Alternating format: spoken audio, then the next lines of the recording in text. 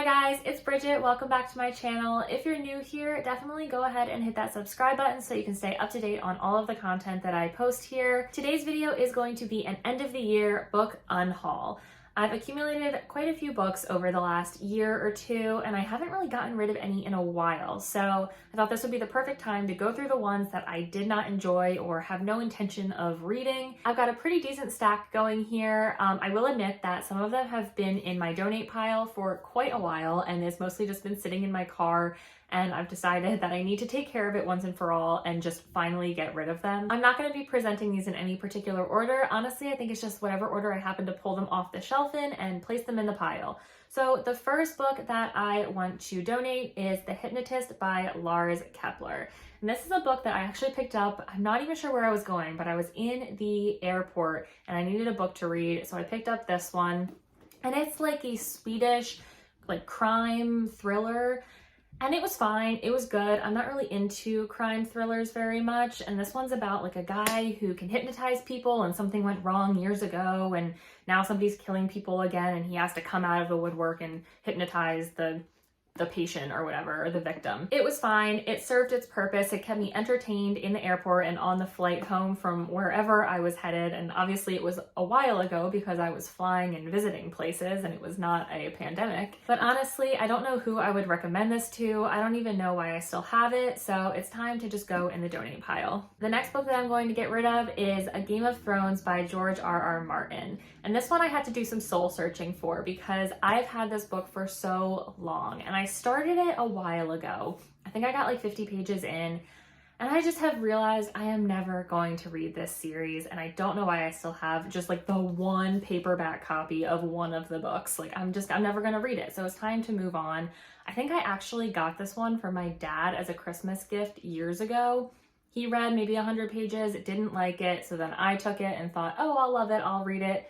Didn't really like it, so it's time to donate it. I'm sure that somebody else will get some enjoyment out of it, but I needed to admit to myself that this is not a series that I have any interest in actually reading, despite the fact that they are so popular. I just don't need it. Next, I'm getting rid of The Fate of the Fallen by Kade. And this is probably, honestly, one of the worst books that I have read in a long time. Usually Book of the Month books are pretty good, but I don't know if the person who picked this one out just doesn't read a lot of fantasy and thought that this one was so much fun. It was so terrible, and I really tried to find something that I liked about it, but it just missed every mark for me. The main character just seemed like such a whiner to me. He just seemed so annoyed all the time, and one of the things that was happening in the book was that he was talking to somebody that nobody else could see. So there would be all this dialogue where he'd be like, stop talking. Oh, what? No, sorry, I'm not talking to anyone. And it wasn't funny. It just got really old. And on top of that, the world building just wasn't very good. And honestly, I know I should not slam books on here. I'm sure that there are people out there that liked it, but I really disliked this one. So I'm gonna donate it. And you know what? If someone can find enjoyment out of it, good for them. Next, I have also decided to get rid of Circling the Sun by Paula MacLean. And this one is a historical fiction that I also got from Book of the Month, almost 2 years ago, maybe. Oh gosh, it's August 2016, so way more than 2 years ago. Anyway, this book is supposed to be a historical fiction about a woman living in Africa at the time, and she realizes that she loves to fly and wants to be a pilot. And it's all about her struggles to kind of overcome the prejudice that she faces because she is a woman, and overcoming that to become the pilot that she wants to be. I thought it sounded really interesting, but it's actually not really about that at all. It's mostly about her love life. So all of the interesting parts of this woman's life I felt were just dismissed, and the focus on this love triangle, I guess it would be, or I don't even remember if it was a love triangle or not, but it's her romances. That was the focus of the book, and it just wasn't for me. I just thought it was a really missed opportunity for this story. So I'm gonna get rid of this one also. I'm sure that somebody who likes romance or historical fiction would actually really enjoy this book, but I just didn't like it at the time. The next book that I'm getting rid of is a nonfiction called Half the Sky by Kristoff. And this one, it's pretty straightforward why I'm getting rid of it. This was a book that I got in college for one of my poli-sci classes, and it was really interesting at the time, and I think that that is why I kept it, because it's all about like women's oppression across the globe and how do you combat that and make opportunities and safe spaces for women. And it was very interesting, and there was lots of cool facts in it and lots of interesting stories and ideas. And I thought that I would come back to it one day and reread it, but it's not going to happen. I really don't read a lot of nonfiction anymore now that I'm not in school, and so this one, I think somebody else can get a lot of benefit from it. Next, I'm also getting rid of The Answer to the Riddle Is Me by David Stuart McLain. This is the author's memoir about a time when he was in India or someplace similar. I don't remember exactly where it was. I think it was India. Anyway, he wakes up one day in a train station and he has no memory of how he got there, where he is, who he is, anything about himself. He has amnesia. And he is taken to the hospital and he tries to put his life back together after all of his memories disappear.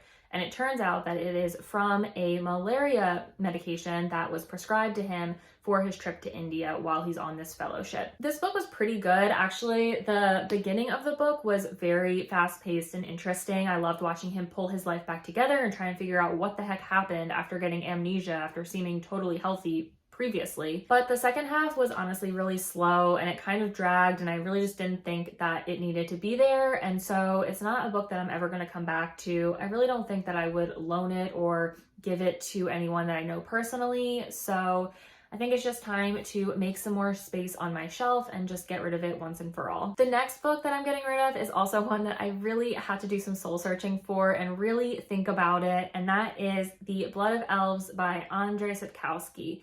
And this is the third book, or the first full book in the Witcher series. And while I really enjoyed the first two, which are more short story forms, this one, which is the first one that gets into the main arc of the story, just really didn't do it for me.